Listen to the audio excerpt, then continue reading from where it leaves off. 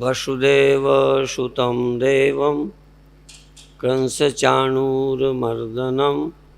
देवकी परमानन्दं कृष्णं वन्दे जगद्गुरुं कृष्णं वन्दे जगद्गुरुं कृष्णं वन्दे जगद्गुरुं। भगवान श्री कृष्ण की वंदना जगत गुरु के रूप में किए। जगत के मार्गदर्शन करने वाले, जगत का अज्ञान अंधकार मिटाने वाले,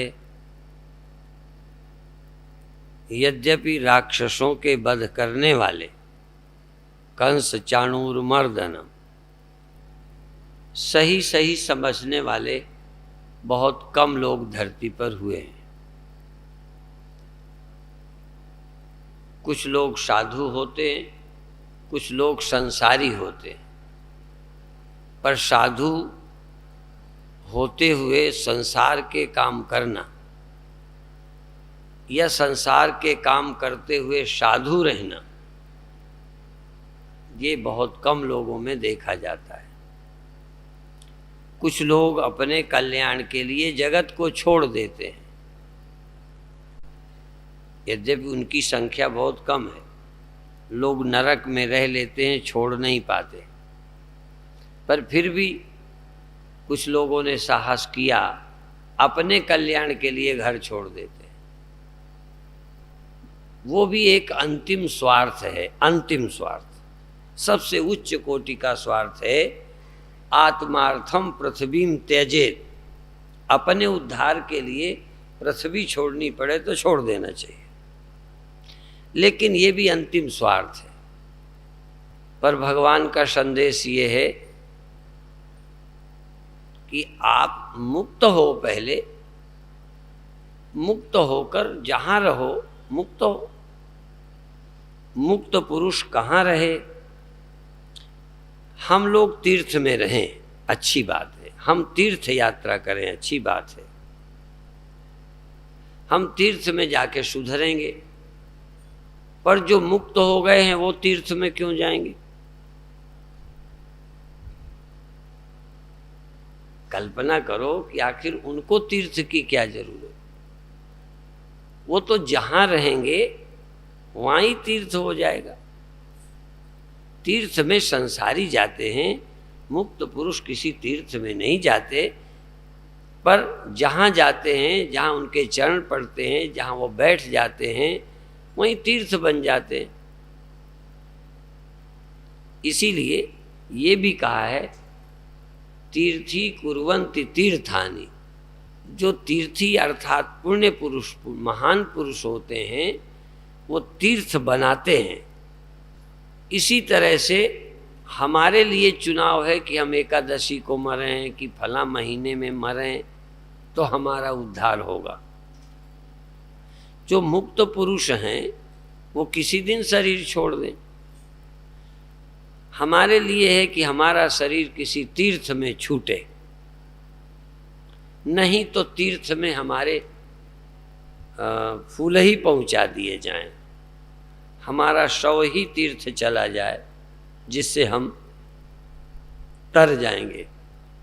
पर जो जीते जी तर गए हों उनके शव कहाँ ले जाएं? और ले भी जाएं तो हम उनके शव को ले जाकर उस जगह को आराध्य और पूज्य बनाएंगे, पूज्य समझेंगे जहाँ उनके शरीर है। ये नहीं है कि वो पूज्य जगह जाएंगे, पवित्र जगह जाएंगे तो वो तर जाएंगे। जो नहीं तरे उनके लिए बिल्कुल गणित ठीक है। उनको अपने तरने के लिए कुछ पुण्य करना चाहिए, दान करना चाहिए, धर्म करना चाहिए, ज्ञान पाना चाहिए। पर जो मुक्त हो गए हैं वो क्यों दान करेंगे? इसका अर्थ समझ रहे हो? दान करेंगे पर वो दान के द्वारा तरेंगे नहीं, या तरने के लिए दान नहीं करेंगे। अभी हम पुण्य भी करते हैं तो कोई न कोई अपना लाभ, दान करते हो तो मिलेगा, भजन करते हो तो ये मिलेगा, भगवान कृष्ण कहते हैं तीनों लोकों में मुझे कुछ भी अप्राप्त नहीं है, जिसकी प्राप्ति के लिए मैं कर्म करूं। अर्थात भगवान कुछ पाने के लिए कर्म ही नहीं करते और अपन पाने के बिना कोई कर्म नहीं करते। एक भी काम बताओ जिसमें अपना कोई मतलब न हो। आपने ब्याह किया तो अपने मतलब के लिए, किसी की बेटी कुंवारी रह जाएगी, बेचारी दुखी है, इसलिए विवाह किया है। आपको जरूरत है, आप केट किए इसलिए किया। आप भजन भी करते हो तो क्यों करते हो? पूजा करते हो, पाठ करते हो, यज्ञ करते हो, दान करते हो। यहाँ तक नेता भी 4 साल कोई काम नहीं करते, 5वें साल सड़कें बनने लगती हैं, बड़े काम होने लगते हैं, चूंकि इलेक्शन आया है। बिना मतलब के कोई काम ही नहीं करता। भगवान अकेले कहते हैं कि मुझे कोई जरूरत नहीं, फिर भी मैं कर्म करता हूं। वर्तयो च कर्मण। वो यदि गंगा भी नहाएंगे तो कोई स्वार्थ नहीं है, बल्कि ये तक कहा है कि जो संसारी लोग गंगा स्नान करते हैं उनके पाप गंगा में चले जाते हैं। तो जब कोई संत नहाने चला जाता है तो गंगा के पाप खत्म हो जाते हैं, गंगा शुद्ध होती है। ये बात गप नहीं है। यदि संत गंगा स्नान करता है तो वो तरने के लिए नहीं करता। भगवान यदि संसार में जन्म लेते हैं तो उनकी कोई वासना बाकी नहीं रही थी जिसके लिए वो जन्म लेते हैं। हम तो जन्म लेंगे तो कोई न कोई वासना के कारण लेंगे। गुरुओं ने कहा है कि यदि अंत काल में लक्ष्मी सुमिरे, यदि अंत में तुम्हें धन में ही ध्यान रहेगा तो अगला जन्म बता दिया ये होगा। क्या होगा?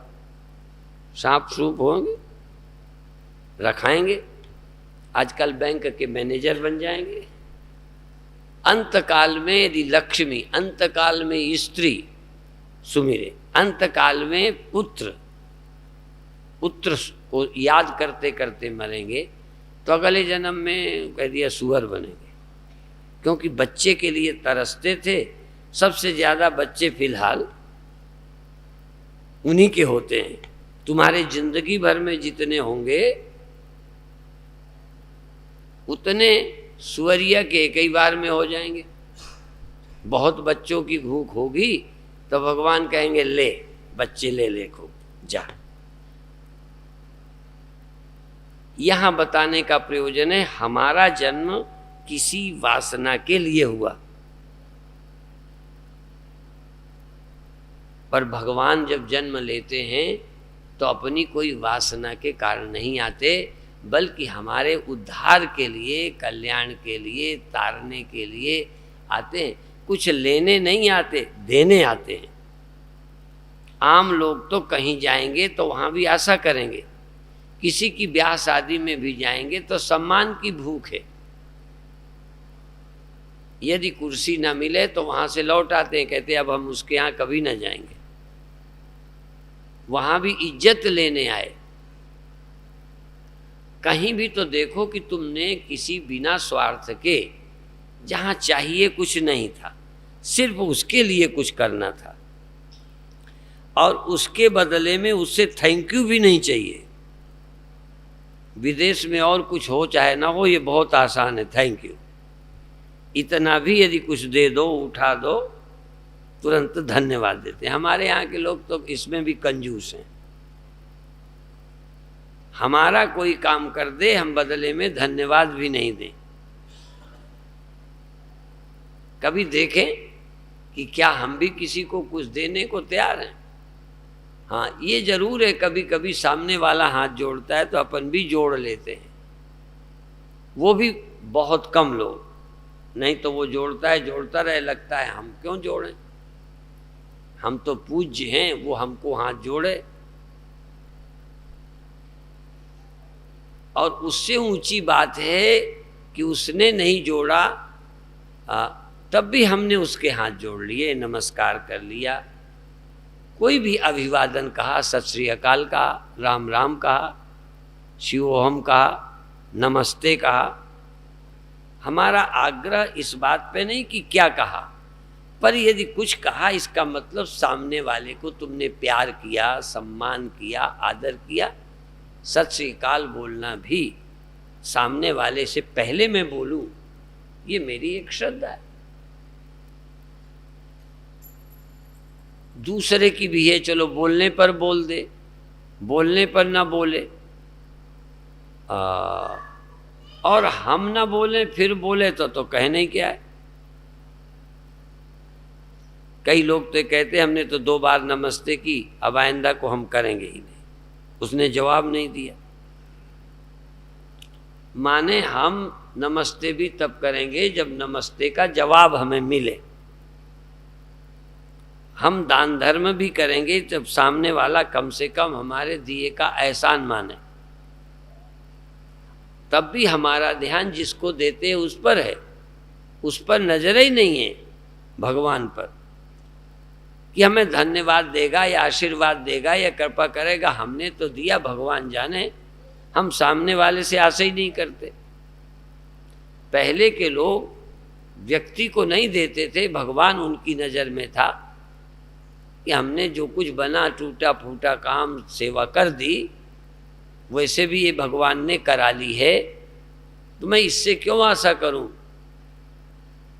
यदि आशा ही करना है तो आशा एक राम जी से, दूसरे से आशा छोड़ दे। नाता एक राम जी से, दूजो नाता छोड़ दे। रिश्ता तो मेरा भगवान से है, पर अपने को होश कहाँ आता है कि रिश्ता हमारा भगवान से है। हमें तो रिश्ता इन्हीं लोगों से मालूम पड़ता है, यही हमारे हैं, इन्हीं के हम हैं, इन्हीं के लिए मरेंगे, इन्हीं के लिए मरेंगे, इन्हीं के लिए जिएंगे जिंदगी भर। रामायण की एक चौप, पच पच मरे कुटुंब हित, परमारथ नहीं कीन, धिक धिक ऐसी बुद्धि को तज अमृत विषलीन। पच पच मरे कुटुंब हित, परिवार के लिए जीवन लगा दिया। आप कल्पना करो, जन्म से लगाकर जब से सयाने हुए, कमाई की, मकान बनाया, दुकान बना के गए। ये मैं नहीं कहता कि तुम नहीं करना परिवार के लिए, मैंने पहले ही कहा कि करना चाहिए, पर ये जो कर रहे हो तुम करुणा से नहीं कर रहे हो। एक जगह, ये कपूरथले की ही बात है, जज के लड़के ने किसी धोबिन लड़की से शादी कर ली।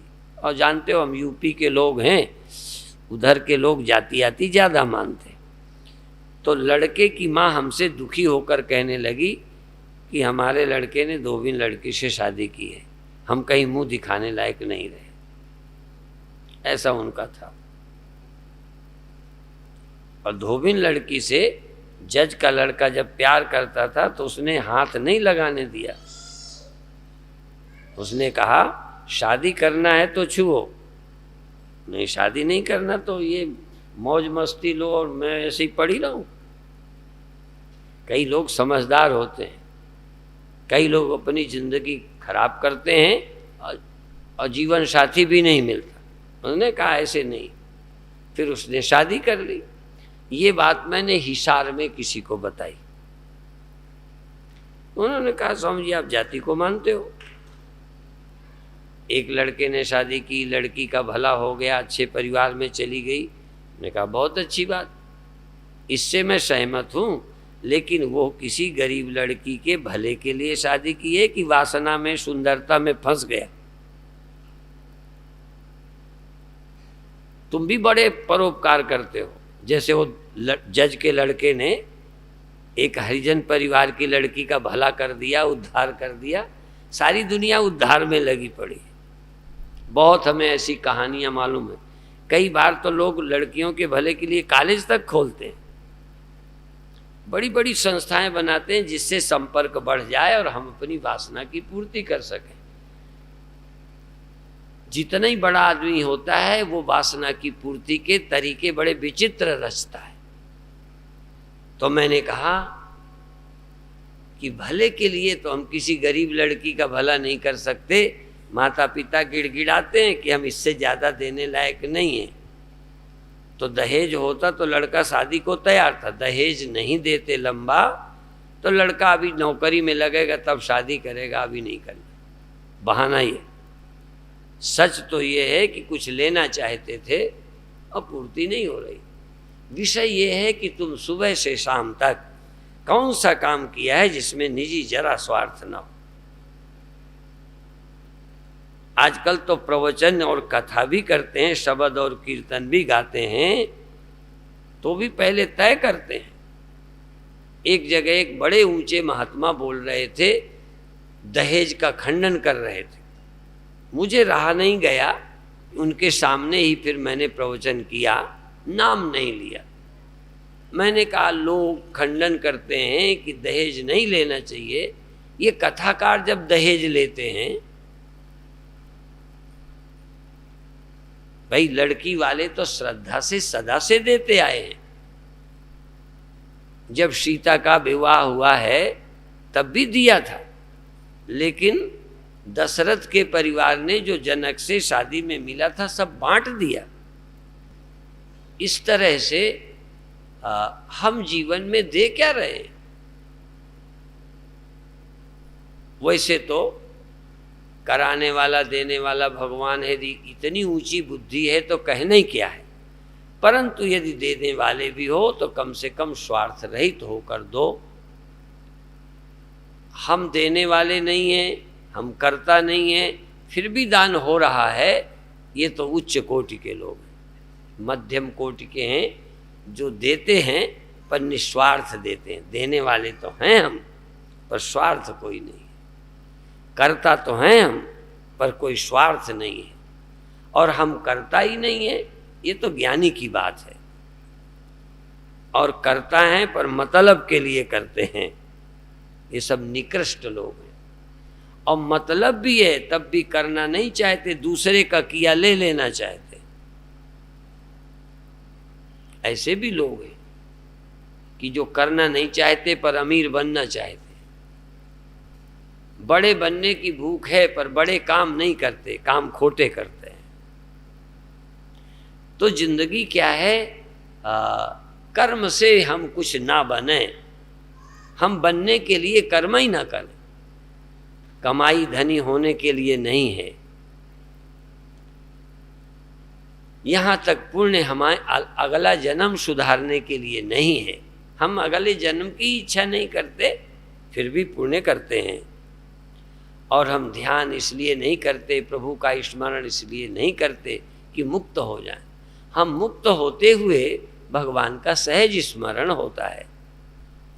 चाही न चाहिए कबहु कछ, तुम सन सहज सने। कोई इच्छा नहीं है, फिर भी प्रभु से प्रेम है। हमने तो देखा कि जब परीक्षा के दिन होते हैं तो बच्चे मंदिर जरूर जाते हैं। इसी तरह कोई मुकदमे की तारीख है, जो मर्डर में कोई फंस गए हो, तो जिस दिन तारीख होती है उस दिन मनौती करते हैं भगवान की। बाकी साल भर भगवान से कोई रिश्ता नहीं। हमारे हर काम में स्वार्थ छिपा है। धन्य हैं वो लोग जिनको कुछ होना कुछ पाना बाकी नहीं है, फिर भी काम कर रहे हैं। भगवान काम करते हैं, भगवान ही नहीं, ज्ञानी जन काम करते हैं, गुरुजन काम करते हैं। अपनी कोई इच्छा नहीं है, बल्कि श्री गुरु गोविंद सिंह जी महाराज का अवतार हुआ। वो गुरु चरणों में, प्रभु चरणों में, निरंकार के चरणों में निवास कर रहे थे। आने का मन नहीं था, पर भगवान ने भेजा, निरंकार ने भेजा तो आए। जिनका आना भी अपनी रुचि से नहीं, अपनी कोई वासना ही नहीं, कोई इच्छा ही नहीं। दुनिया में है क्या जो आवे?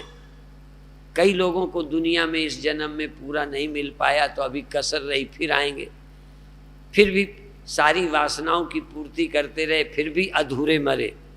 पंजाबी में बोलते तो हैं कि फला आदमी पूरा हो गया, पर कोई पूरा हुआ भी है? सब अधूरे रहते हैं, कहते हैं पूरा हो गया। अधूरा मरा और कहते हैं वो पूरा हो गया। पूरा तो कोई ज्ञानी होता है, ज्ञानी पहले ही पूरा होता है। शरीर तो जब पूरा होगा तब होगा, ज्ञानी पहले पूरा हो गया, अधूरा नहीं रहा। और जिसको परमात्मा मिल गया, अधूरापन क्या है, उससे बड़ा और क्या होगा। कोई मिट्टी का हिस्सा पेड़ बन जाए, पहाड़ बन जाए, मकान बन जाए, घड़ा बन जाए, एक मिट्टी हो गया। मिट्टी हो गया माने सब कुछ हो गया, वही तो सब कुछ है। ब्रह्म होने का मतलब सब कुछ हो गया।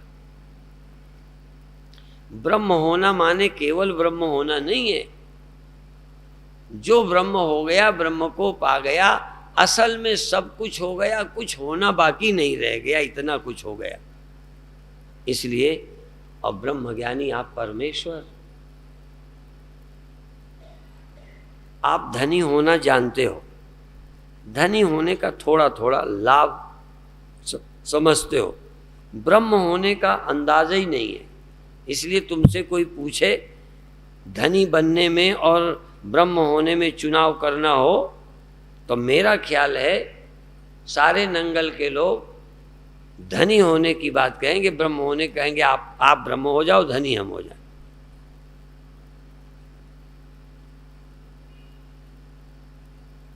इसी तरह कहीं का मिनिस्टर होना हो और मोक्ष होता हो तो कहेंगे मोक्ष अगले साल या 5 साल के बाद करेंगे, इस बार हमको मिनिस्टर ही हो लेने।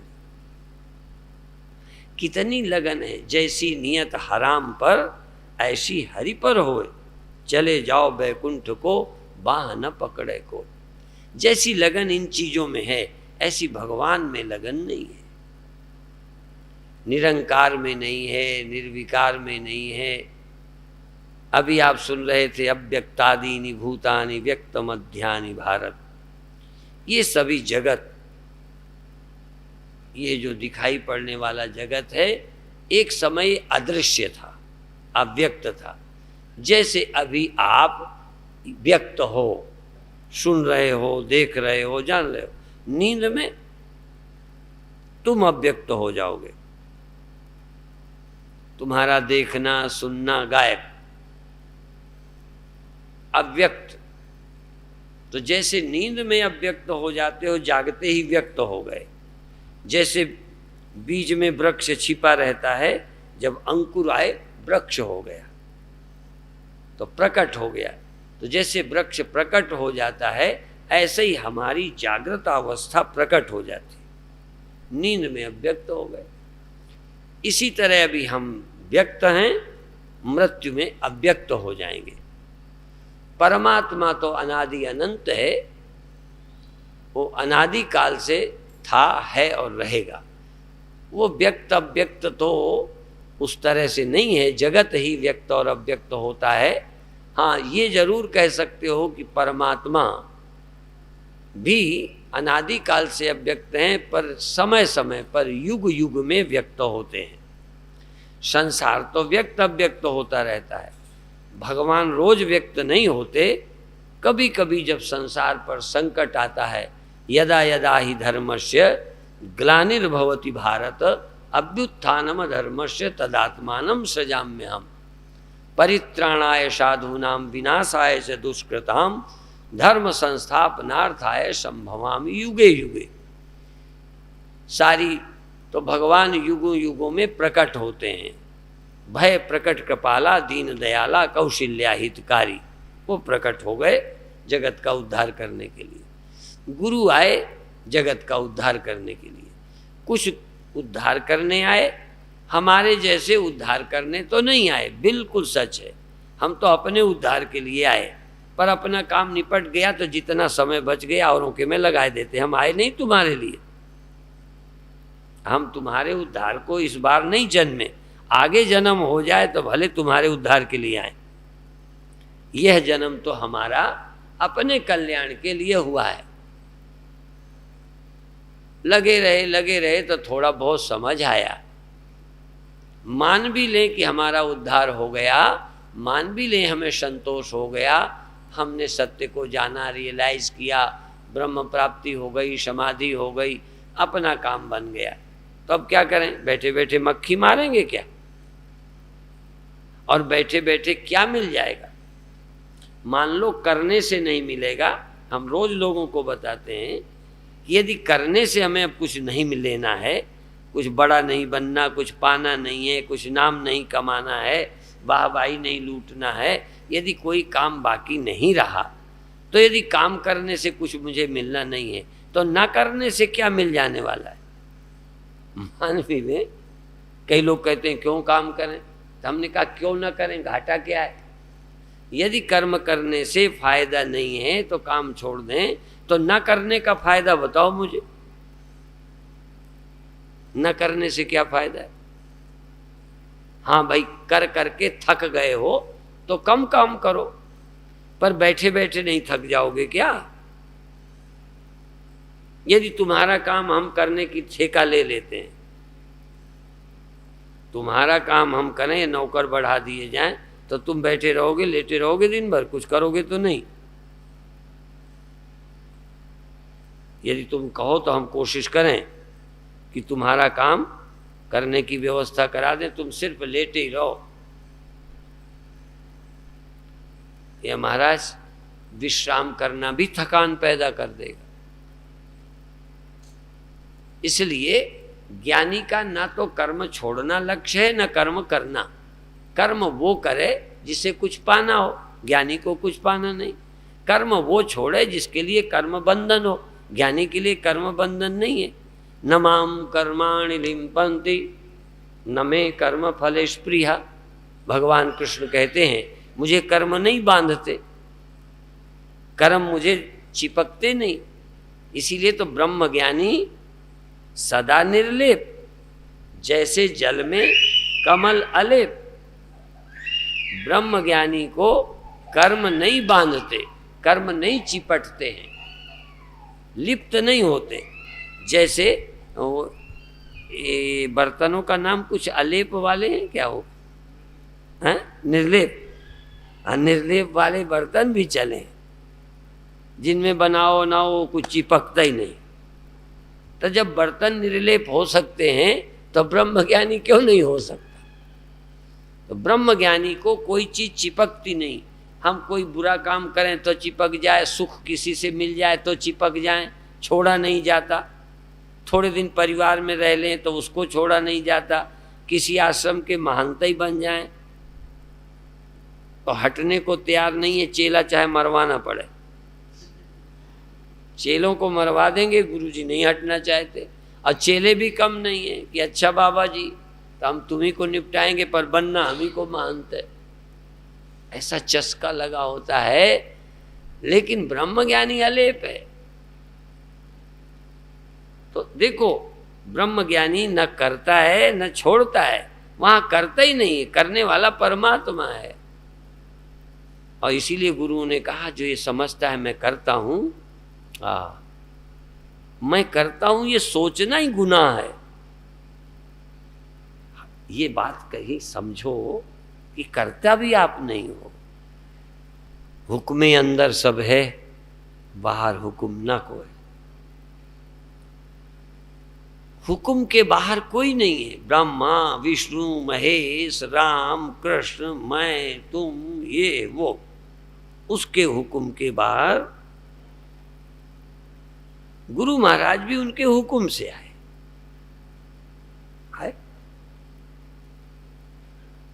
सब हुक्म के अंदर हैं, उनके हुक्म के बाहर कोई नहीं है। और जो इस हुक्म को बुझे, जो ये बात समझ जाए कोई, तो फिर हाँ मैं कहे ना कोई। गुरु गोविंद सिंह जी महाराज ने ये तक कहा कि जो मुझे कोई परमेश्वर उचरे,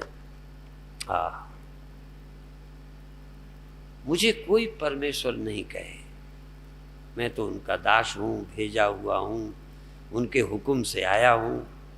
क्या ऊंची नजर है। और ब्रह्म ज्ञानी से ज्यादा विनम्र कोई होता नहीं है। ब्रह्म ज्ञानी ऊंच से ऊंचा और अपने मन में सबसे नीचा। ब्रह्मज्ञानी जितना नीचा, विनम्र, सरल, सीधा कोई नहीं होता, और ब्रह्मज्ञानी से ऊंचा राजा महाराजा ये वो बड़े बड़े, बल्कि बताएं ब्रह्मज्ञानी से कोई ऊंचा नहीं होता, होता होगा तो ब्रह्मज्ञानी के बराबर ही होता होगा। यदि ब्रह्मा भी है ना तो ब्रह्मज्ञानी से ऊंचे वो भी नहीं, क्योंकि सबसे ऊंचाई ब्रह्म ज्ञान की है। विष्णु होना, ब्रह्मा होना, जैसे कोई बहुत मजबूत लाल किला है, आगरे का ताजमहल है, तो मिट्टी से ज्यादा उम्र का है, बोलो मिट्टी से तो कम ही रहेगा, कितना मजबूत हो। पत्थर भी हो, लोहा भी हो, लोहा भी हो जाए, स्टील भी हो जाए, तो मिट्टी से ज्यादा उम्र का नहीं स्टील हो सकता, वो भी गल जाएगा, खत्म हो जाएगा, जंग लग जाएगी। जंग लोहे में लग जाए उसको भी जंग बोलते हैं, और जो लड़ाई छिड़ जाती है उसको भी जंग बोलते हैं। जंग तो सब जगह खाती ही खाती है, जंग से कुछ निर्माण नहीं होता, जो है वो भी गया। पर फिर भी मूर्खों को बिना जंग के रहा नहीं जाता, परंतु कहीं कहीं जंग मजबूरी है। वही मैं फिर कह रहा था, कृष्ण जब लड़ते हैं तो उनकी कोई ईर्ष्या नहीं है, कोई द्वेष नहीं है, उनकी कोई दुश्मनी नहीं है। राम जब लड़ते हैं तो दुश्मनी से नहीं लड़ते। गुरु गोविंद सिंह जी जब पंच प्यारे बनाते हैं, केसधारी बनाकर सजाते हैं, सिख सजाते हैं, तो वो केवल ईर्ष्या नहीं है, दुश्मनी नहीं है, किसी मजहब से उनकी नफरत नहीं है। तो जब भगवान धरती पर आते हैं तब भी कोई वासना से नहीं आते, पर ये अभी कल्पना भी नहीं कर सकते। तुम्हारी सचमुच सन्यासी होने की इच्छा हो और फिर कोई आग्रह करे कि विवाह कर लो, आप जानते हो ग्रंथों में ये वर्णन आता है कि यदि कोई वासना से पीड़ित स्त्री ऋतुदान की भीख मांगती है, भीख, ऋतुदान की भीख मांगती है, तुम सक्षम होकर उसे ऋतुदान नहीं करते तो श्राप दे देती है। और इसीलिए एक आध हिजड़े बने थे, वो कहानियां हैं। जैसे धनी आदमी हो और कोई निर्धन भूखा हो तुमसे रोटी की भीख मांगता है, 2 रुपए मांगता है, नहीं निकाल पाते, तो लानत ऐसे धन को। लेकिन इसका अर्थ ये नहीं है कि तुम लोगों के लिए यही करते फिरो, तुम व्यभिचारी बन जाओ, ये बात नहीं है। पर कहीं गहराई ये देखिए कि आप सक्षम हो। भगवान यदि धरती पर आ सकते हैं, दुनिया के लोग दुखी हैं तो वो ना आए तो उनकी भगवत्ता बेकार है, उनको आना ही चाहिए। इसलिए भगवान आते हैं। भगवान की स्वयं कोई वासना नहीं है। बहुत और सारे विषय हैं जो मैं इस समय नहीं रखना चाहता, पर एक बात कहना चाहता हूं कि भगवान को ठीक से पहचान लेने वाला व्यक्ति मुक्त हो जाता है। केवल ब्रह्मज्ञानी शब्द और आत्मज्ञानी शब्द सुखमनी साहब में बड़े प्रकरण के प्रकरण है, कई अष्टपदियों में है। तो ब्रह्मज्ञानी की इतनी महिमा है कि ब्रह्मज्ञानी परमेश्वर हो जाता है, ब्रह्मज्ञानी मुक्त है। ब्रह्मज्ञानी को कोई कर्म नहीं बांधता है, ब्रह्मज्ञानी जन्म मरण से परे चला जाता है। ब्रह्मज्ञानी की सीख पे जो चलता है उसका भी उद्धार हो जाता है। ब्रह्मज्ञानी की सीख में चलने वाला ब्रह्मज्ञानी आदमी नहीं होता। असल में तो अज्ञानी देहाभिमानी देह होता है। ब्रह्मज्ञानी क्यों देह होगा? जैसे स्वप्न से जागा हुआ आदमी स्वप्न में नहीं है, वो तो वहां से बाहर हो गया, ऐसे ही ब्रह्मज्ञानी जगत के बाहर हो गया, जगत से मुक्त हो गया, जगत के पार हो जाता है, संसार शरीर रहते पार हो जाता है, नर नारायण हो जाता है। वो नर नहीं रहा, आदमी नहीं रहा, लोगों की निगाह में वैसे ही दिखता है। ऐसे और भी समझ लो, जैसे कोई मुक्त हो गया, संत बन गया, तब भी आदमी ही तो रहता है सकल सूरत में। शकल क्यों, शकल तो साधु की होती नहीं, साधु तो अकल है, अकल साधु बन जाती है, भीतर से मन संत का बन जाता है। इसीलिए कहा मन न रंगाए जोगी, मन न रंगाए रंगाए जोगी कपड़ा। मन नहीं रंगाया, कपड़े रंगा लिए। तो अभिप्राय है साधु तो मन को बनना है, तन को बनना नहीं। तो साधु बनने पर भी आदमी तो वैसे ही दिखता होगा, पैर तो वैसे ही होंगे, हाथ पैर ऐसे ही। जो भगवान होते हैं उनके भी हाथ पैर ऐसे ही होते हैं। भगवान होने के बाद शरीर नहीं रहता होगा। तुम समाधि को प्राप्त हो जाओ, निरंकार में निवास हो जाए, आत्मा को उपलब्ध हो जाओ, तो हाथ पैर वैसे ही रहेंगे। भूख प्यास लगेगी, ठंडी गर्मी, शरीर तो वैसे ही रहता है। फिर भी वो नर से नारायण हो गए। कल तक नर थे, कल तक आदमी थे, कल तक देह थे, अब वह देह नहीं है, विदेह हो गए, आत्मा हो गए, ब्रह्म हो गए। तो आप कोशिश करो तो संभव है। और यही निमित्त हैं, कभी जन्माष्टमी के निमित्त, कभी रामनवमी के निमित्त, कभी किसी पर्व के निमित्त, कभी प्रकाशोत्सव गुरुओं का। अरे किसी बहाने से वो बात सुनने को मिले जिससे हमारा भला हो जाए, हमारा उद्धार हो जाए। और जिनका उद्धार हो गया, फिर जो जीवन बचे वो सब परोपकार के लिए किसी के काम आएगा। जिंदा में काम आओ, मरे पे काम आओ। जानवर जीते जी काम आते हैं, मरने पर जूते बन जाएं, उनकी हड्डियों की खाद बन जाए, कुछ लोगों का पेट भर जाए, मर जाने के बाद उनका उपयोग करो। लोग जिंदगी में खा जाते हैं।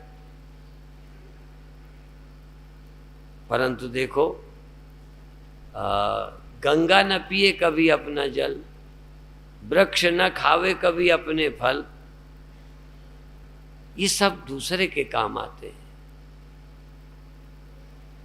एक जगह स्कूल में बच्चे बोल रहे थे कि राष्ट्र ने हमें सब कुछ दिया है, देश ने, राष्ट्र ने हमें सब कुछ दिया है, हम भी कुछ तो देना सीखें, हम भी तो इस राष्ट्र को कुछ दें, हम भी समाज को दें। माता पिता ने हमें जन्म दिया है और पढ़ाया लिखाया है, हम भी तो कुछ उन्हें दें, सेवा करें, उनके काम आए और ज्ञानी हो जाओ। भगवान ने तुम्हें ज्ञान दिया है, ज्ञान के योग्य बनाया है, संत को मिलाया है, तुम्हें सत्संगी बनाया है, तुम्हें ये दिया है, अब तुम तो कुछ करो ऐसे। और करने के बाद भी ये देखो कि वही करवा रहा है, मैं करने वाला नहीं हूँ। करता तो है एक ओंकार, सतनाम करता पुरुष, हम तुम करता नहीं है, करता तो एक परमात्मा है। आर्य समाज यही मानता है, करते नैयायिका, वेदांती ब्रह्म को अकर्ता और अभोक्ता मानते हैं, आर्य समाजी ईश्वर को कर्ता मानते हैं। हमारे गुरु भी परमात्मा को कर्ता कह रहे हैं। कर्ता वो करने वाला है, उसके करने से सब होता है। उसी ने तुम्हें मनुष्य बनाया, वही संत से मिलाता है, और जो वो चाहता है जिस जन्म में वही होता है। जिनको अभी सत्संग नहीं करा है उनको जानवर बनाया है, पेड़ बनाया है, वो भी तो उसी के बनाए। अब पेड़ थोड़ी सत्संग करेगा, वो थोड़ा प्रवचन सुनने आएगा। तो जिनको सुनने का अवसर दिया है भगवान ने, ये तक सोचो कि मैं सुनने भी आया हूँ। सचमुच इसको गहराई से देखो। तुम्हारी बुद्धि कहेगी हम अच्छे आदमी हैं इसलिए सुनने आए हैं, हमारी अकल ठीक है इसलिए सुनने आए हैं। पर यदि पूछ लें तुम अच्छे आदमी क्यों बने, तुम्हारी अच्छी अकल कैसे बन गई, तो तुम दूसरा तर्क कहोगे सत्संग से बन गई। तुम सत्संग में क्यों आए, तो तुमको कहीं भगवान करता नहीं दिखता, और संत को हर बात में भगवान करता दिखता है। अब गुरुओं से ज्यादा उनको दिखता है कि वो कराने वाला है, करने वाला है। तुलसीदास कहते हैं उमा दार जोशित की नाई, सबही नचावत राम गोसाई। परमात्मा हमको नचाता है, हम तो कठपुतली हैं। वो हिलाता है, हम हिलते हैं, वो कराता है, हम करते हैं। पर ये बात केवल सुनकर मनमानी करने के लिए नहीं, तुम्हारे अंदर क्या ये लगता है कि वो करता है, मैं नहीं हूं? हाँ, ये अनुभव होगा जब कई कठिनाइयों से गुजरोगे, रोगे, गाओगे, फिर दिखाई पड़ेगा कि हाँ मैंने क्या किया, मेरे करने से तो नहीं हुआ, तो ये कैसे हो गया। और भी थोड़ा ध्यान देंगे, कभी कभी आपके जीवन भर की बात शुरू में बताई जा सकती है कि आप क्या क्या करोगे। किसी ज्योतिषी ने मुझे बताया कि तुम साधु बनोगे। चलो, उसने पहले कैसे बता दिया हम बनेंगे? इसका मतलब पहले से सब लिखा पढ़ी हाँ तय था, हमें नहीं पता था, हमें नहीं पता। हम इसीलिए कहते हैं कि दो तरह के नाटक होते हैं। एक नाटक होता है जो आप रोज खेलते हो, जो खेलने वाले को खुद पता है कि मुझे क्या क्या करना है, मुझे क्या बनना है, किसके साथ क्या बोलना है, किसके साथ लड़ना है, किसके साथ लड़ते में भगना है, नाटक में सब करना है ना, और किसके बाण से मुझे गिर के मरना है। नाटक वाले को पहले से सब पता होता है, इसलिए ज्ञात नाटक है और हमारा अज्ञात नाटक है। हमें अभी तक नहीं मालूम कि कहाँ मरना है, आश्रम में कि रोड में कि एक्सीडेंट से कि सांप के काटने से कि किसी की गोली से कि बीमार होकर कि हार्ट अटैक से। कैसे हमारी मौत होगी हमें नहीं मालूम, आपको तो मालूम है, बोलो। तो फिर यदि आपकी योजना है तो बताओ ना फिर कि आपकी कब की योजना है। जब तुम्हारी योजना ही नहीं, तुम्हारी तो योजना में मरने का स्कीम ही नहीं है, पर भगवान की योजना में है, तो आएगा टाइम।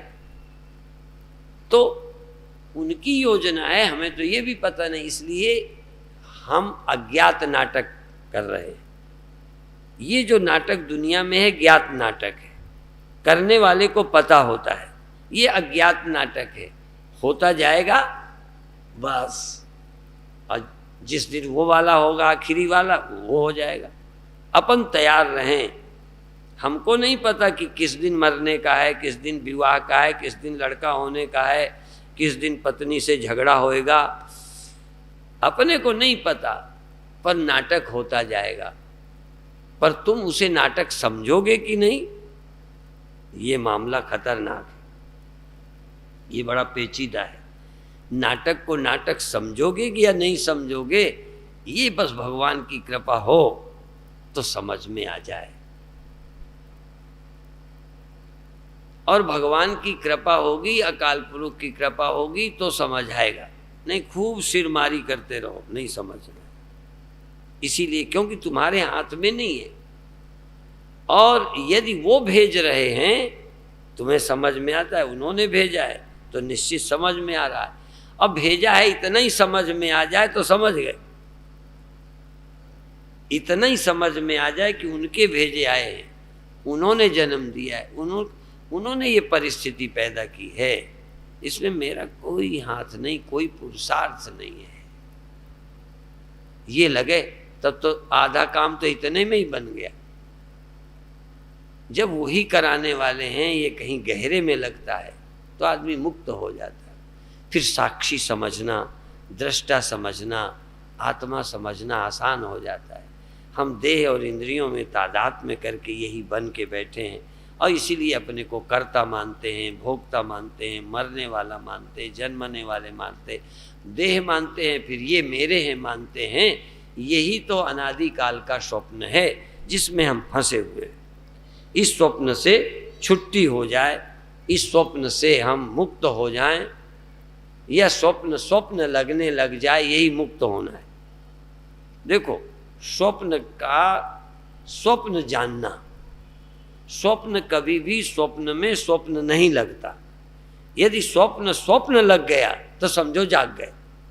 तो ये जगत भी जब खेल लगने लगे, उसका हुक्म लगने लगे,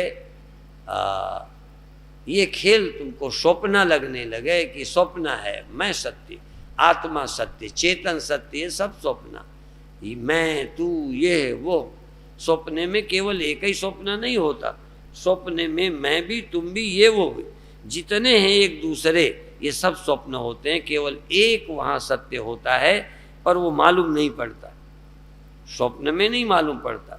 जगने पर भी आत्मा सत्य है ये नहीं जानने में आता, ये स्वप्न फिर सत्य लगने लगता है। ये दूसरा स्वप्न है।